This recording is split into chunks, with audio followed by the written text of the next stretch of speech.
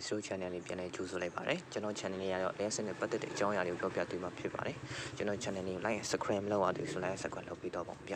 ဒီနေ့တော့ကျွန်တော်ဒီ hight transistor နဲ့ dioad 4007တို့ကိုခလုတ်တစ်ခုနေပြီးသုံးချသွားတော့ကျွန်တော် review လုပ်ပေးတော့မှာဖြစ်ပါတယ်အရင်ဆုံးဒီ hight transistor ပြီးရင်4007 dioad 5 volt LED MIDI ညမှာကျွန်တော်5 volt battery ကြောင့်တို့မဟုတ်တွဲဖို့လည်းသုံးလို့ရပါတယ်ခင်ဗျ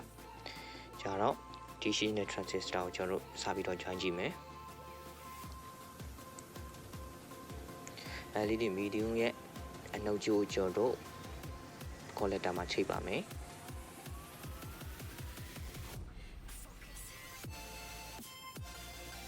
ပြီးရင် battery ရဲ့အနှုတ်ကြီးကိုလည်းကျွန်တော်တို့ emitter မှာချိတ်ပါမယ်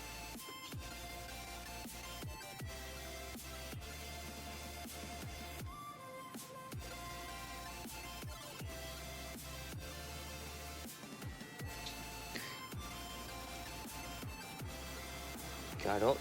5 volt MIDI ဖြစ်တဲ့အတွက်ပုံအောင်သွင်းကောင်း5 volt adapter နဲ့5 volt adapter အနှုတ်ကြီးကိုလည်းကျွန်တော်တို့ base မှာချိတ်ပါမယ်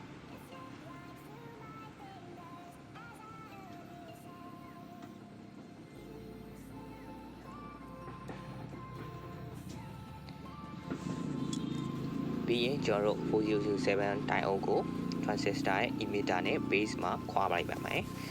dioad ရဲ့အဖြူရောင်ဘေးကအနှုတ်ဖြစ်ပါတယ်အနှုတ်ဘက်ကိုကျွန်တော်တို့ base ခွာထိုင်လိုက်ပါမယ်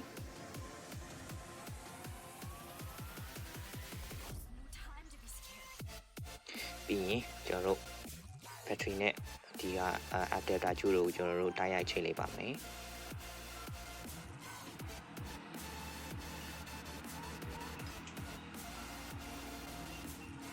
ဒါကတော့ဒီhight transistor ကိုခလုံးနေပြနဲ့သုံးလို့ရပါတယ်။ channel transistor နဲ့သုံးလို့ရပါတယ်။ဒါတွဲဖို့နဲ့သုံးမယ်ဆိုတော့ MIDI ပါချင်းရပါလိမ့်မယ်။ကျွန်တော်တို့ black ခုံမှာစမ်းကြည့်အောင်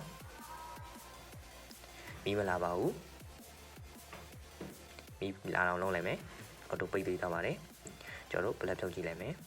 ။ auto လင်းပါတယ်။ဒီလေးတဲ့ညီတွေကိုအတွက်စမ်းကြည့်လို့ရပါတယ်။ဒါလေးရဲ့အခြေခံဖြစ်တဲ့အတွက်ကလေးတဲ့ညီကိုတွေအတွက်အကျိုးတစ်ခုတစ်စုံတစ်ခုရမယ်လို့ကျွန်တော်မျှော်လင့်ပါတယ်။ကျွန်တော် channel လေး like subscribe လေးလုပ်ပေးတော့ပါဦးဗျ။အားလုံးကိုကြည့်ရှုပေးတဲ့အတွက်ကျေးဇူးတင်ပါတယ်